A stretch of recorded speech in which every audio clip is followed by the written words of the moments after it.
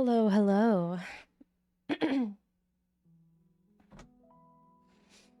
How are we all doing out there?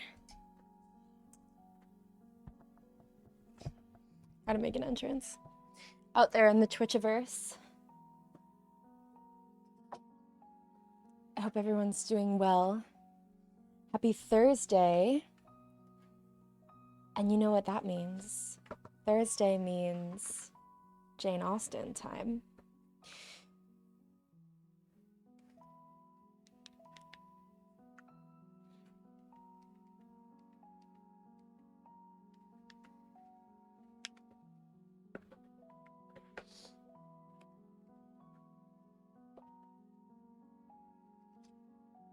Okay.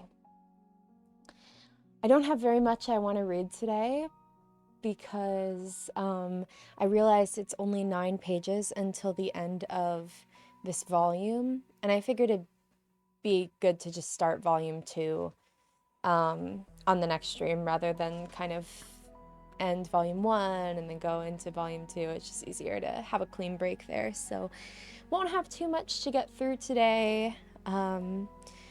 So yes, curious to see what is going on with the Bennets and Mr. Darcy and all of these things. Okay.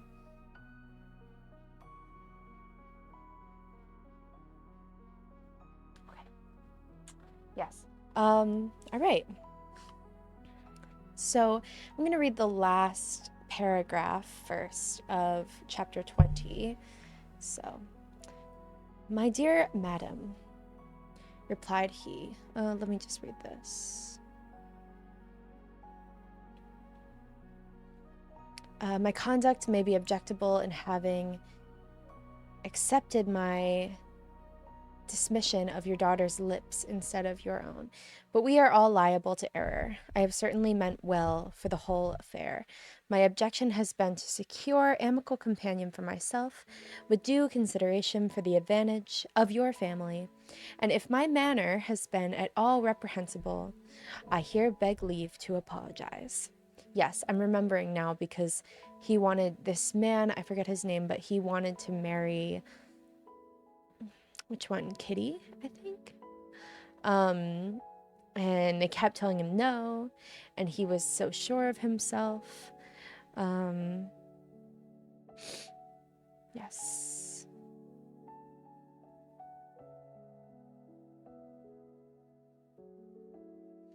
Okay. Anyway, Mr. Collins is this fellow. Okay, so chapter 21.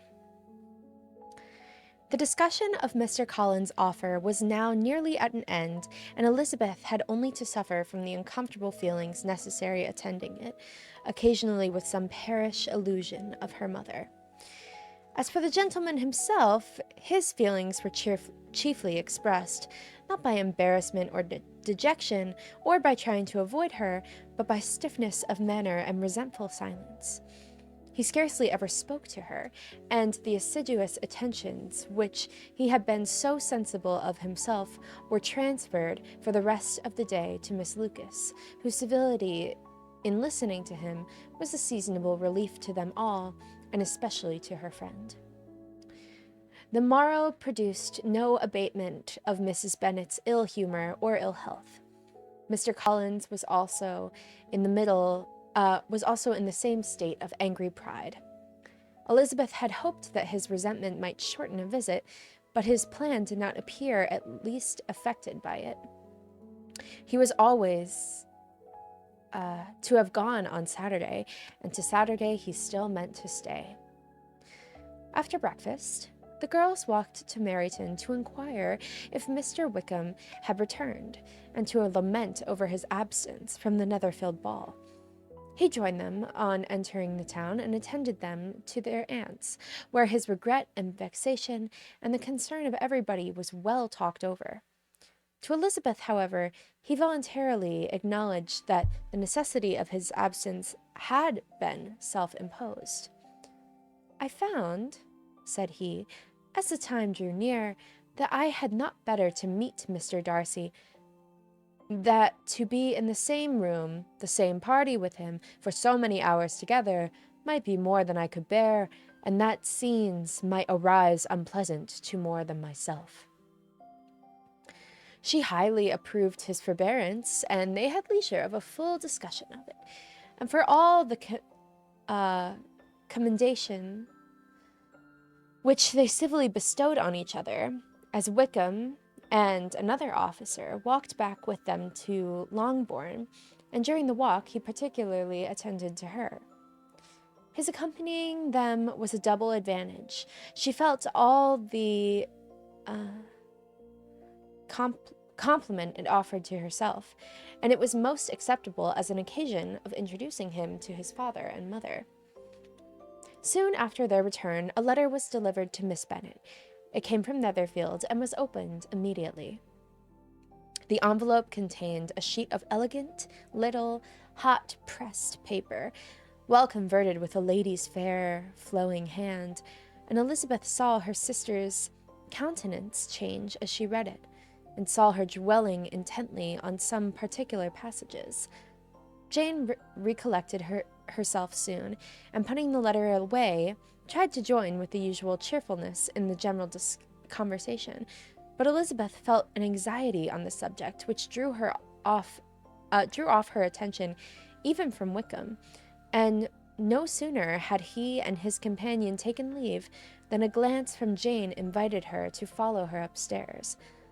When they had gained their own room, Jane, taking out the letter, said, "This is from Caroline Bingley. What it contains has surprised me a good deal. The whole party had left Netherfield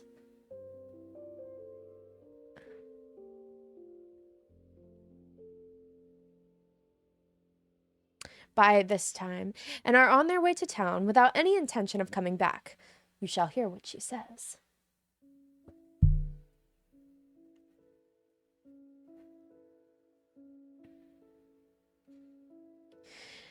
And then she read the first sentence aloud, which comprised the information of having just resolved to follow their brother to town directly, and of the meaning to dine that day in Grosvenor Street, where Mr. Hurst had a house. The next was these words: "I do not pretend to regret anything I shall leave in Hertfordshire, except your society, my dearest friend. But we will hope, at some future period, to enjoy many returns of a delightful intercourse we have known, and in the meanwhile may lessen the pain of separation by a very frequent and most unreserved correspondence. I depend on you for that." To these high-flown expressions Elizabeth listened with all the insensibility of distrust, and though the suddenness of their removal surprised her, she saw nothing in it really to lament. It was not to be supposed that their absence from Netherfield would prevent Mr. Bingley's being there. And as to the loss of their society, she was persuaded that Jane must soon cease to regard it in the enjoyment of his. "It is unlucky," said she, after a short pause, "that you should not be able to see your friends before they leave the country. But we may not hope of this period of future happiness to which Miss Bingley looks forward may arrive earlier than she is aware, and that the delightful intercourse you have known as friends will be renewed with yet greater satisfaction as sisters. Mr. Bingley will not be detained in London by then." Caroline decidedly says that none of the party will return to Hertfordshire this winter. I will read it to you. "When my brother left us yesterday, he imagined that the business which took him to London might be concluded in 3 or 4 days, but as we are certain it cannot be so, and at the same time convinced that when Charles gets to town he will be in no hurry to leave it again, we have determined on following him thither, and he may not be obliged to spend the vacant hours in a comfortless hotel. Many of my acquaintances are ready there for the winter. I wish I could hear that you, my dear friend, had any intention of making one in the crowd, but of that I despair. And sincerely hope your Christmas in Hertfordshire may abound in the gaieties which that season generally brings, and that your beaux will be so numerous as to prevent your feelings the loss of the three of whom we shall deprive you. It is evident by this, added Jane, that he comes back no more this winter. Bennet. It is only evident that Miss Bingley does not mean he should. Why will you think so? It must be his own doing. He is his own master. But do not know all. I will read you the passage which particularly hurts me. I will have no reserves from you. Mr. Darcy is impatient to see his sister, and to confess the truth, we are scarcely less eager to meet her again. I really do not think Giordana Darcy has her equal for beauty, elegance, and accomplishments, and the affection she inspires in Louisa and myself is heightened into something still more interesting from the hope we dare to entertain of her being hereafter our sister. I do not know whether I ever before mentioned to you my feelings on this subject, but I will not leave the country without confiding them. I trust you will not esteem them unreasonable. My brother admires her greatly already. He will have frequent opportunity now of seeing her on the most intimate footing. Her relations all wish the connection as much as his own, and his sister's partiality is not misleading me, I think, when I call Charles most capable of engaging any woman's heart. With all these circumstances to favor an attachment and nothing to prevent it, I am wrong, my dearest Jane, in indulging the hope of an event which will secure the happiness of so many. What do you think of this sentence, my dear Lizzie? Said Jane as she finished it. Is it not clear enough? Does it not expressly declare that Caroline neither expects nor wishes me to be her sister, that she is perfectly convinced that her brother's indifference, and that she suspects the nature of my feelings for him, she means most kindly to put me off on my guard? Can there be any other opinion on the subject? Yes, there can, for mine is totally different. Will you hear it? Most willingly. You shall have it in a few words. Miss Bingley sees that her brother is in love with you and wants him to marry Miss Darcy. She follows him to town in the hope of keeping him there and tries to persuade you that he does not care about you. Jane shook her head. Indeed, Jane, you ought to believe me. No one who has ever seen you together can doubt his affection. Miss Bingley, I am sure, cannot. She is not such a simpleton. Could she have seen half as much love in Mr. Darcy for herself? She would have ordered her wedding clothes. But the case is this. We are not rich enough or grand enough for them, and she is the more anxious to get Miss Darcy for her brother, and the notion that when there has, excuse me,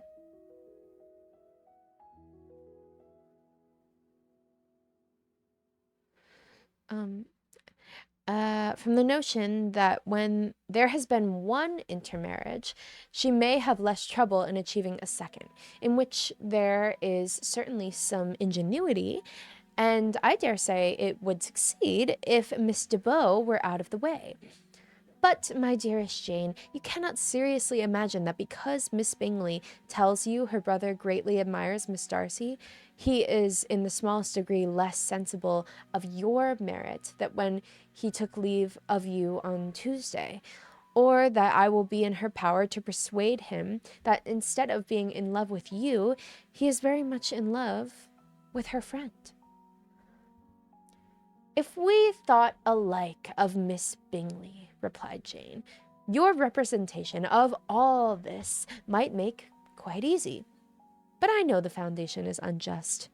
Caroline is incapable of wilfully deceiving anyone, and all that I can hope in this case is that she is deceived herself. That is right. You could not have started a more happy idea, since you will not take comfort in mine. Believe her to be deceived by all means. You have now done your duty by her, and must fret no longer. But, my dear sister, can I be happy, even supposing the best, and accepting a man whose sisters and friends are all wishing him to marry elsewhere? You must decide for yourself, said Elizabeth, and if upon mature deliberation you find that the misery of disobliging his two sisters is more than equivalent to the happiness of being his wife, I advise you by all means to refuse him. How can you talk so? Said Jane, faintly smiling. You must know that though I should be exceedingly grieved of their disapprobation, I could not hesitate. I did not think you would, and that being the case, I couldn't consider your situation with much compassion. But if he returns no more this winter, my choice will never be required. 1,000 things may arise in 6 months. The idea of his returning, no more Elizabeth treated with the most utmost contempt. It appeared to her merely the suggestion of Caroline's interested wishes, that she could not for a moment suppose that those wishes, however openly or artfully spoken, could influence a young man so totally independent of everyone. She represented to her sister as forcibly as possible what she felt on the subject, and had soon the pleasure of seeing its happy effect. Jane's temper was not desponding, and she was gradually led to hope, though the difference of affection sometimes overcame the hope, that Bingley would return to Netherfield and answer every wish of her heart. They agreed that Mrs. Bennet should not only hear of the departure of the family without being alarmed on the score of the gentleman's conduct, but even this partial communication gave her a great deal of concern. She bewailed it as exceedingly unlucky that the ladies should happen to go away just as they were all getting so intimate together. After lamenting it, however, at some length, she had the consolation of thinking that Mr. Bingley would be soon down again and soon dining in Longbourn, and the conclusion of all was the comfortable declaration that, though he had been invited only to a family dinner, she would take care to have 2 full courses.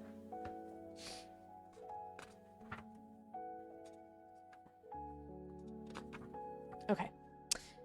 Chapter 22. The Bennets were engaged to dine with the Lucases, and again during the chief of the day, with Miss Lucas so kind as to listen to Mr. Collins. Elizabeth took an opportunity of thanking her.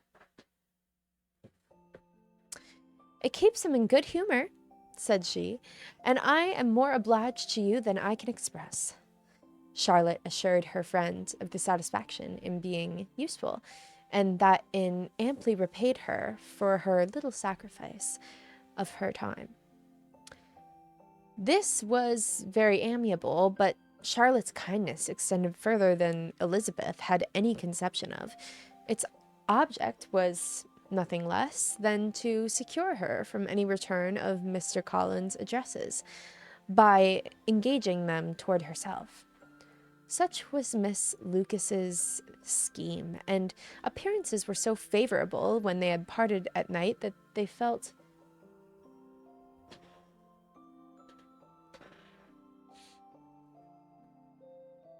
almost sure of success if he had to leave Hertfordshire so very soon.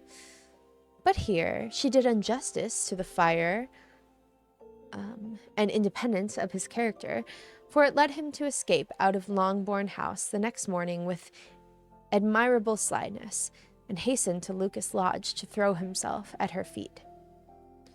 He was anxious to avoid the notice of his cousins, from a conviction that if they saw him depart, they could not fail to conjecture his design, and he was not willing to have the attempt known till its success could be known likewise. For though feeling almost secure, and with reason, for Charlotte had been tolerably encouraging, he was comparatively diffident since the adventure of Wednesday. His reception, however, was of most flattering kind.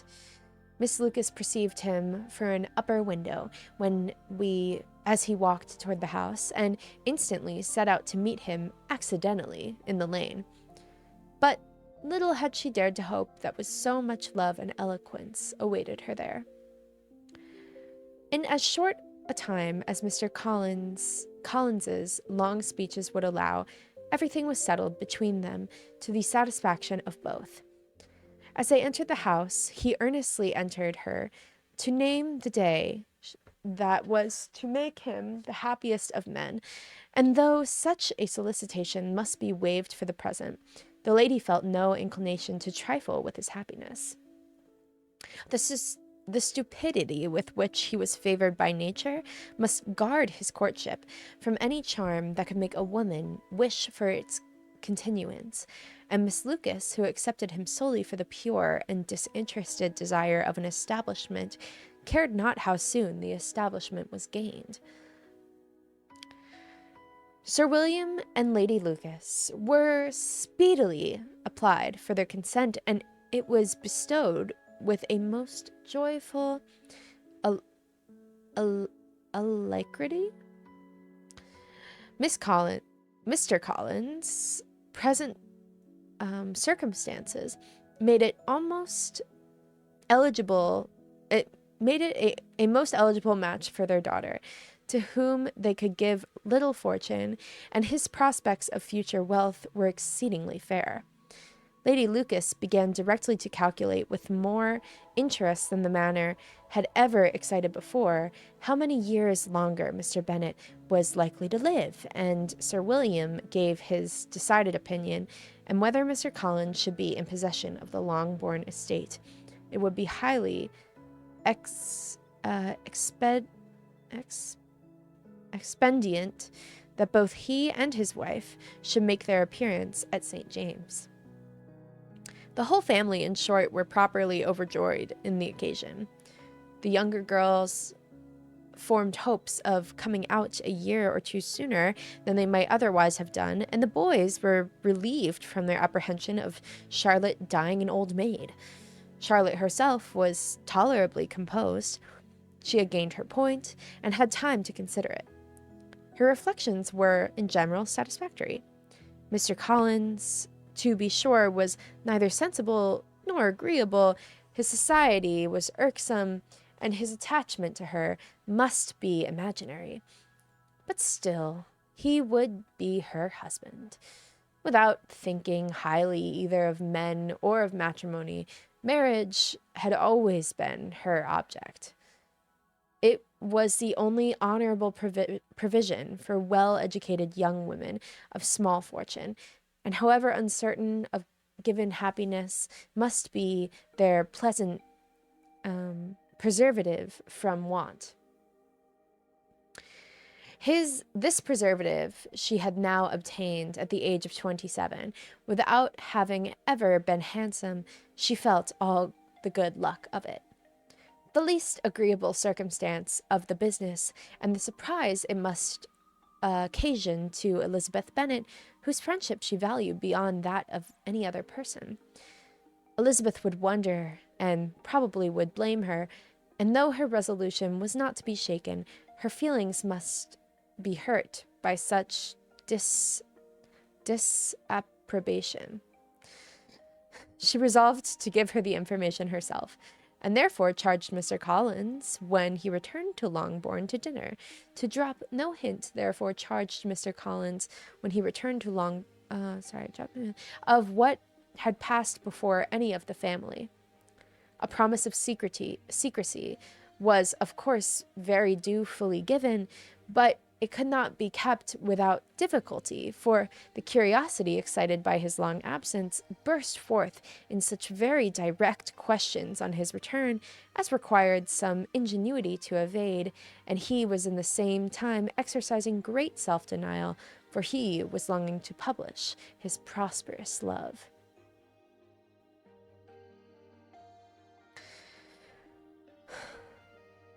As he was to begin his journey too early on the morrow to see any of the family, the ceremony of leave-taking was performed when the ladies moved for the night, and Mrs. Bennet, with great politeness and cordiality, said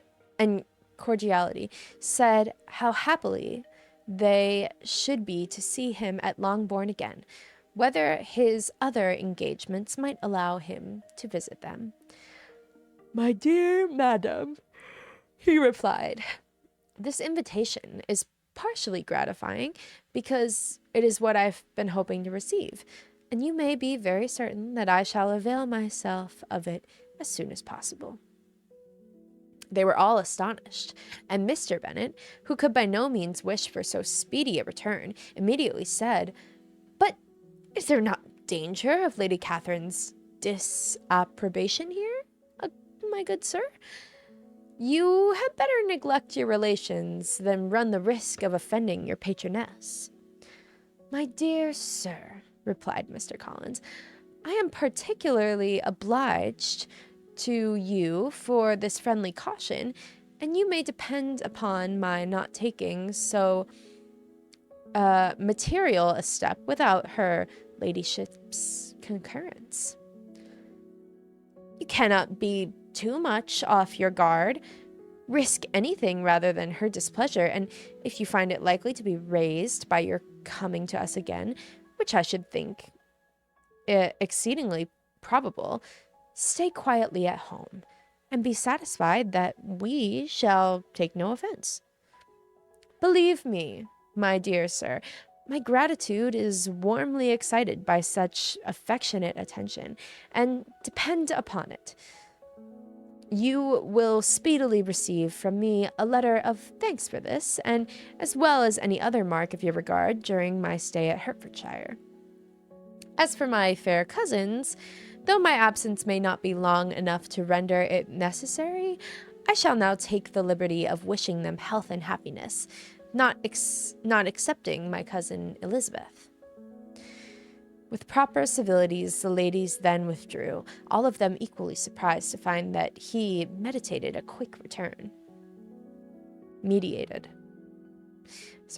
Mrs. Bennet wished to understand by it that he thought of paying his addresses to one of her younger girls, and Mary might have been prevailed to accept him. She rated his abilities much higher than any of the others. There was a solidity in his reflections which often struck her, and though by no means so clever as herself, she thought that if encouraged to read and improve himself by such an example as hers, he might become a very agreeable companion. But on the following morning, every hope of this kind was done away. Miss Lucas called soon after breakfast, and in a private conference with Elizabeth related the event of the day before. The possibility of Mr. Collins fancying himself in love with her friend had once occurred to Elizabeth within the last day or two, but that Charlotte could encourage him seemed almost as far from possibility that she could encourage him herself, and astonishment was consequently so great as to overcome at first the bounds of decorum, and she could not help crying out, "Engaged to Mr. Collins? My dear Charlotte, impossible!" The steady countenance which Miss Lucas had commanded in telling her story gave way to a momentary confusion here on receiving so direct a reproach, though, as it was no more than she expected, She soon regained her composure and calmly replied, "Why should you be surprised, my dear Eliza? Do you think it incredible that Mr. Collins should be able to procure any woman's good opinion because he was not so happy as to succeed with you?" But Elizabeth had now recollected herself, and, making strong effort of it, was able to assure her with tolerable firmness that the prospect of their relationship was highly grateful to her, and that she wished her all imaginable happiness. "I see what you are feeling," replied Charlotte. "You must be surprised, very much surprised, so lately as Mr. Collins was wishing to marry you. But when you had time to think it over, I hope you will be satisfied with what I have done. I am not romantic, you know. I never was. I hope you will be satisfied with, I ask only for a comfortable home, and considering Mr. Collins' character, connections, and situation in life, I am convinced that my chance of happiness with him is as fair as most people can boast on entering the marriage state." Elizabeth quietly answered, "Undoubtedly." And after an awkward pause, they returned to the rest of the family. Charlotte did not stay much longer, and Elizabeth was then left to reflect on what she had heard. It was a long time before she became at all reconciled to the idea of so unsuitable a match. The strangeness of Mr. Collins making 2 offers of marriage within 3 days was nothing in comparison to his being now accepted. She had always felt that Charlotte's opinion of matrimony was not exactly like her own, but she could not have supposed it possible that when called into action, she would have sufficed even better, feeling so worldly advantage. Charlotte, the wife of Mr. Collins, was a most humiliating picture, and to the pang of a friend disgracing herself and sunk in her esteem, she added the distressed conviction that she was impossible for a friend to be tolerably happy in the lot she had chosen. Damn, sounds like Elizabeth is definitely not thrilled about this match. 1, 2, 3. Okay, only 3 pages to go. I told you it would be a short stream today, but moving right along. Chapter 23.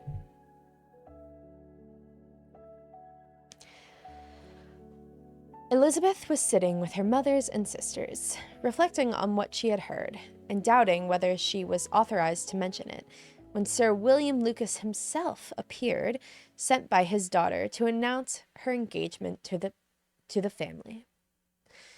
With many compliments to them and such self-gratulation on the prospect of a connection between the houses, he unfolded the matter to an audience not merely wondering, but incredulous, for Mrs. Bennet, with more perseverance than politeness, protested he must be entirely mistaken, and Lydia, always unguarded and most uncivil, boisterously exclaimed, "Good Lord! Sir William, how can you tell such a story? Do not you know that Mr. Collins wants to marry Lizzie?"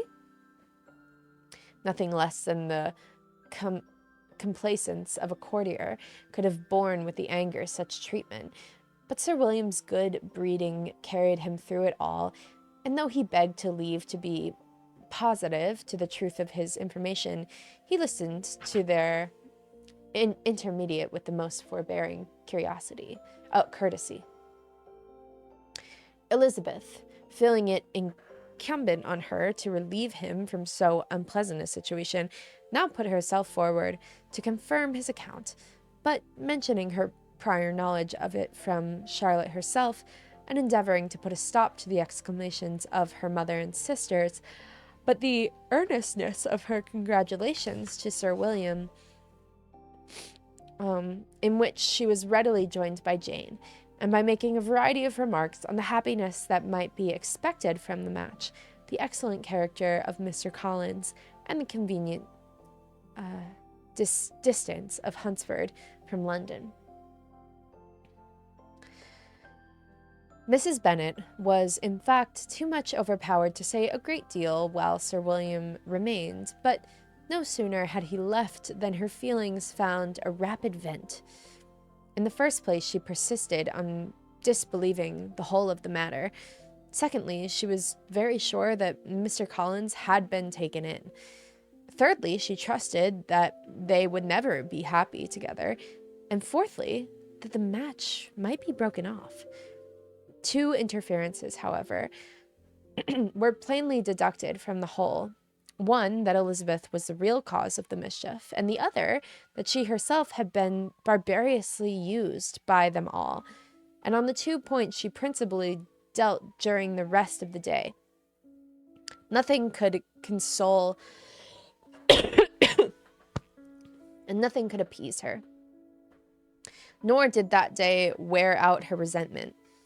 A week elapsed before she could see Elizabeth without scolding her. A month passed away before she could speak to Sir William or Lady Lucas without being rude. And many months were gone before she could at all forgive their daughter. Mr. Bennet's emotions were much more tranquil on the occasion, and such as he did experience he pronounced to be a most agreeable sort, for it gratified him, he said, to discover that Charlotte Lucas, whom he had been used to think tolerably sensible, was as foolish as his wife, and more foolish than his daughter. Jane confessed herself a little surprised at the match, but she said less of her astonishment than of her earnest desire for their happiness, nor could Elizabeth persuade her to consider it as improbable. Kitty and Lydia were far from envying Miss Lucas, for Mr. Collins was only a clergyman, and it affected them in no other way than as a piece of news to spread at Meryton. Lady Lucas could not be insensible of triumph or on being able to retort on Mrs. Bennet the comfort of having a daughter well married, and she called at Longbourn rather than oftener than usual to say how happy she was, though Mrs. Bennet's sour looks and ill-natured remarks might have been enough to drive happiness away. Between Elizabeth and Charlotte there was a restraint which kept them mutually silent on the subject, and Elizabeth felt persuaded that no real confidence ever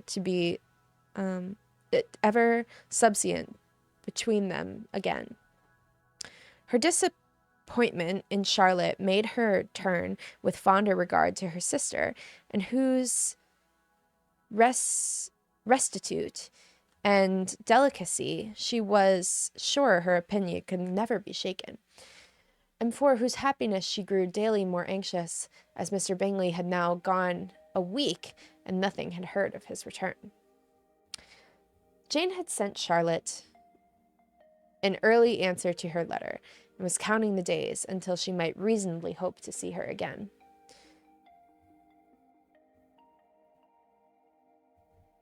The promised letter of thanks from Mrs. Collins was arrived on Tuesday, addressed to their father, and written with all the solemnity of gratitude which a 12 months' abode in the family might have prompted. After discharging his conscience on the head, he proceeded to inform them, with many rapturous expressions,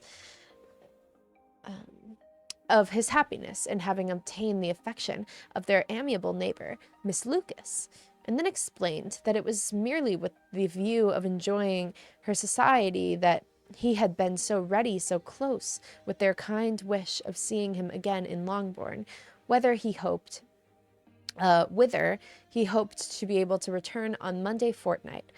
For Lady Catherine, she added, so heartily approved his marriage, that she wished it to take place as soon as possible, which he trusted would be an unanswerable argument with his amiable Charlotte to name an early day for making him the happiest of men.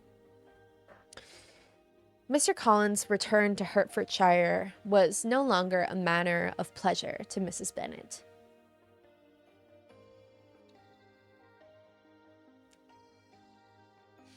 On the contrary, she was very much disposed to complain of it to her husband. It was very strange that he should come to Longbourn instead of to Lucas Lodge, and it was also very inconvenient and exceedingly troublesome.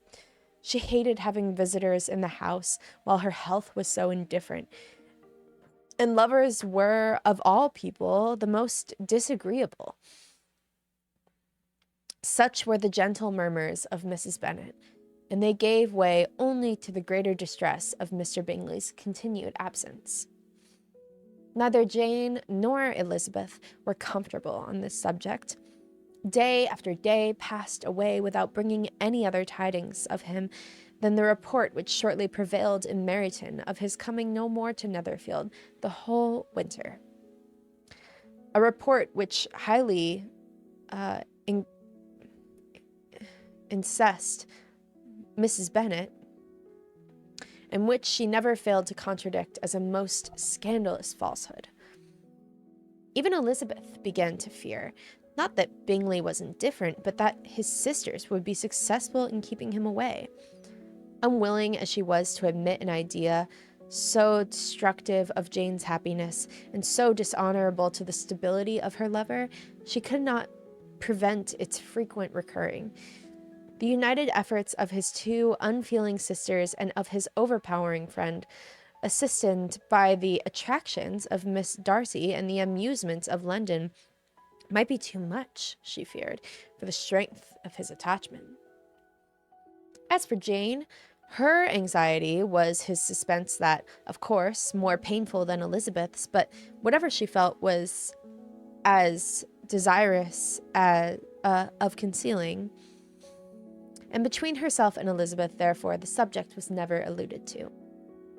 But as no such delicacy restrained her mother, an hour seldom passed in which she did not talk of Bingley, express her impatience for his arrival, or even require Jane to confess that if he did not come back, she would think herself very ill-used. It needed all Jane's steady mildness to bear these attacks with tolerable tranquillity.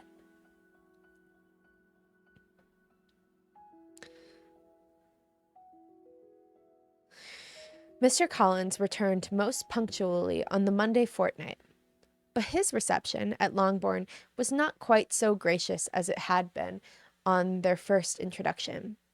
He was too happy, however, to need much attention, and luckily for the others, the business of love-making relieved them from the great deal of his company.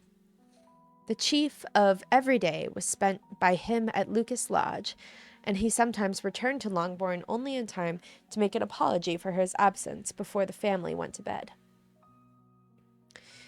Mrs. Bennet was really in a most pitiable state. The very mention of anything concerning the match threw her into an agony of ill humor, and whether she was sure of hearing it talked of, the sight of Miss Lucas was odious to her. As her successor in that house, she regarded her with jealous abhorrence.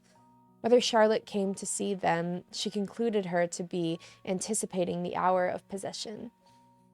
And whether she spoke in a low voice to Mr. Collins, and convinced that they were talking of the Longbourn estate, and resolving to turn herself with her daughters out of the house as soon as Mr. Bennet were dead, she complained bitterly of this to her husband. "Indeed, Mr. Bennet," said she, "it is very hard to think that Charlotte Lucas should ever be mistress of this house, that I should be forced to make way for her, and live to see her take my place in it. My dear, do not give way to such gloomy thoughts. Let us hope for better things. Let us flatter ourselves that I may be the survivor." This was not very consoling to Mrs. Bennet, and therefore, instead of making any answer, she went on as before. I cannot bear to think that they should have all this estate. If it weren't for the entrail, I should not mind it. What should you not mind? I should not mind anything at all. Let us be thankful that you are preserved from a state of such insensibility. I can never be thankful, Mr. Bennet, for anything about the entail. How anyone could have the conscience to entail away an estate from one's own daughters, I cannot understand. And for all the stake of Mr. Collins, too? Why should he have it more than anybody else? I leave it to yourself to determine, said Mr. Bennet. Okay, and with that, we have reached the end of Volume 1 of Pride and Prejudice by Jane Austen. Yay! Volume 1! Wonder how many volumes there are.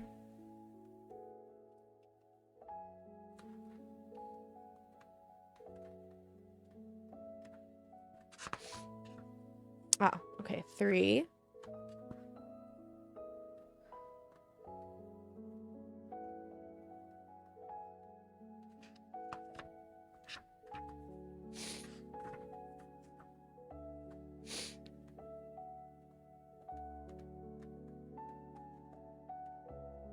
There are 3. Cool. Okay. And with that, I'm going to end the stream. Ugh. But I will see you next Thursday for the next one. Thank you for being here. Goodbye.